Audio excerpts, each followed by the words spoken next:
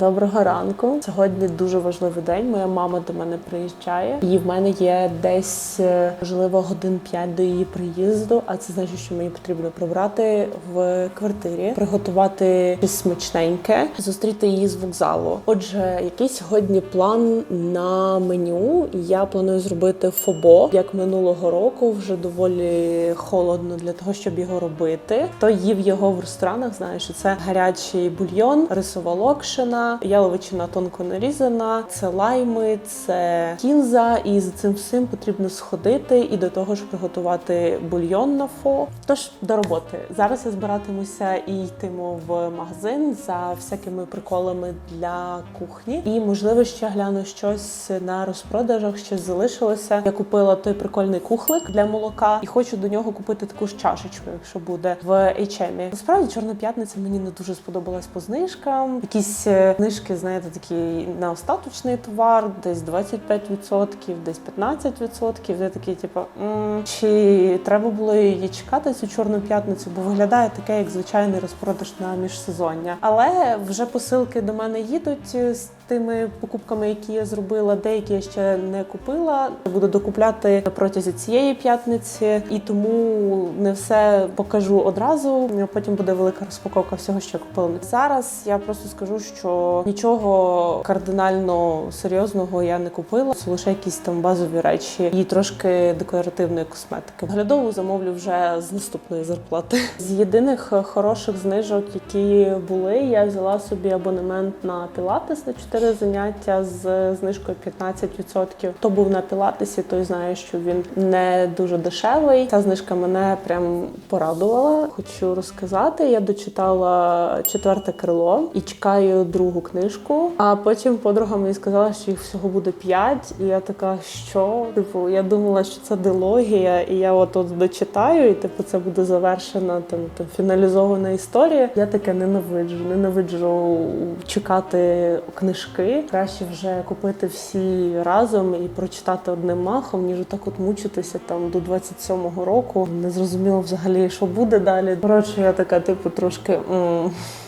Бо я вже чекаю Теда Вільямса, закінчення «Трон з драконових кісток» трилогію, її ще перекладають. Вона буде в наступному році, напевно. Пишіть, які книжки ви теж чекаєте, можливо, в цьому році там завершення якихось історій чекаєте. І щось цікаве, можливо, порадити мені почитати теж. 4 крило – офігенна книжка, дуже швидка, незважаючи теж на її об'єм. Взагалі, раз-два і ти прочитав її. Бо подруги пішло 4 вечори, у мене 6 вечорів пішло на те, щоб прочитати. До речі, не забудьте підписуватися, мені дуже приємно, коли я бачу, як люди зацікавлені в моєму контенті, і я стараюся його розвивати і робити кращим. Тож ви можете також свої побажання залишати в коментарях під відео, я завжди їх читаю і намагаюся робити свій контент різноманітнішим і підлаштовуватися під ваші вподобання. До речі, мама ще не знає, що її чекає, бо 4 грудня в неї день народження, і її день народження буде просто верхівкою, прекрасним завершенням цього року, тому що нічого кращого вже точно не станеться, надіюсь, нічого гіршого не станеться. Ось такі плани.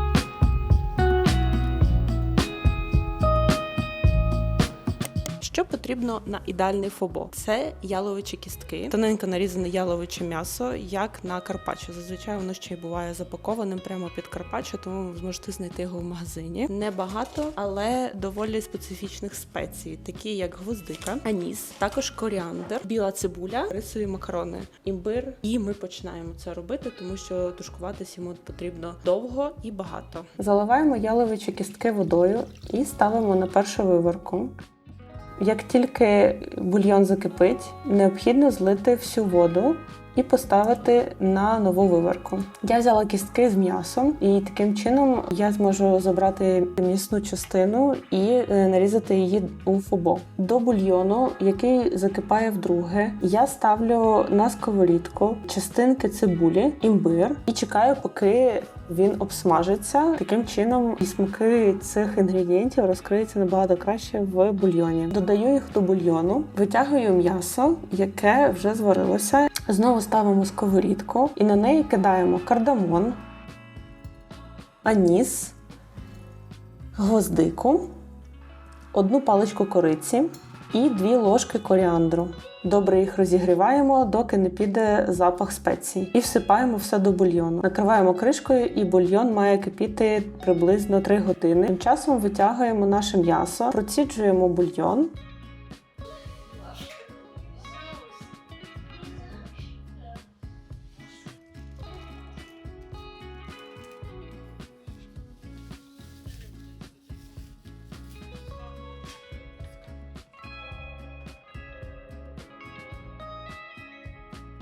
Для сервірування самого супу нам необхідна рисова локшина, але трішки недоварена. Наприклад, в моєму випадку вона мала би варитися 7 хвилин, але я витягла її через 5. Кладемо нарізані шматочки м'яса, все збризкуємо четвертинкою лайма, кінза, і я додаю трошки червоного перцю для гостроти. Наливаємо бульйон і кладемо в нього шматочки яловичого карпаччо. Воно дуже швидко звариться в гарячому бульйоні, воно буде такого приємного рожевого кольору. І подаємо до столу.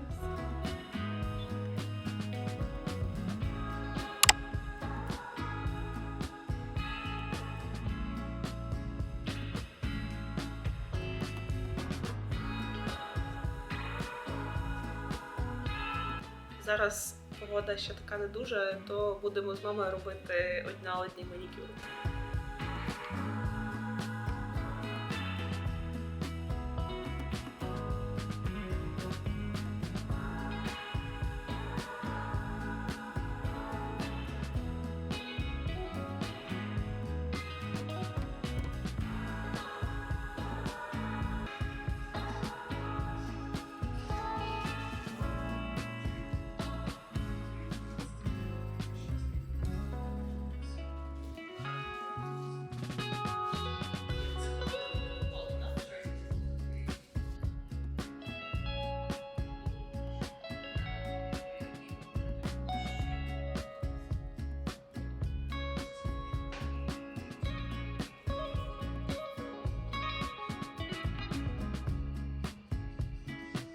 Вирішила піти пройтися, тому що цілий день біля телевізора. Треба трошки розтрясти дупи.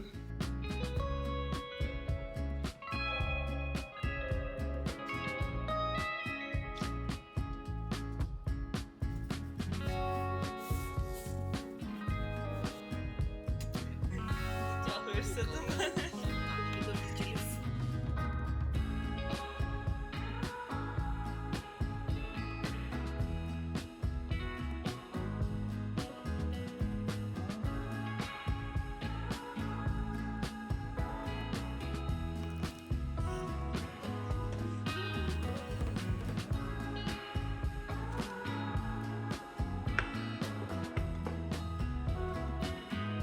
Що ж, у мене мама вже 3 дні, і післязавтра її день народження. Але на цей раз ми вирішили зробити для неї інший подарунок. Завтра її чекає секретна поїздка в одне неймовірно красиве місто. Вона ще досі не знає цього. Зараз вона на прогулянці. І коли вона прийде, я скажу їй, що її чекає завтра, тому що моя мама любить сюрпризи, але помірні. То завтра ми будемо подорожувати з 6 ранку. Поїхати нам треба в 4 ранку. Я не можу збудити свою маму в 4 ранку і сказати: слухай, мам, ми їдемо. Зараз вона прийде, я скажу їй, що ми їдемо. В неї буде час зібратися. Тут знаходяться квитки. Ну, не квитки, а перша сторінка моєго бронювання на Ryanair. Тому я такий скажу: мама, це тобі, це твій подарунок. Ми склалися родиною на цей подарунок, а я, як провідник, поїду з нею і покажу їй це прекрасне місто, про яке я розкажу вам в наступному відео, щоб трошки потримати інтригу. Я поки що буду чекати маму і сподіватися, що вона не дуже розчулиться з нашого сюрпризу.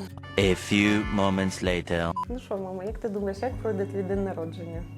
Як підемо десь в ресторан? Хоч в ресторан? Я хочу. Ой, ну, коротше, у нас трошки є другі плани для тебе на день народження. Я? Да. Анечка, не делать вам ничего. Зайцы, ну что такое? Ну я не знаю.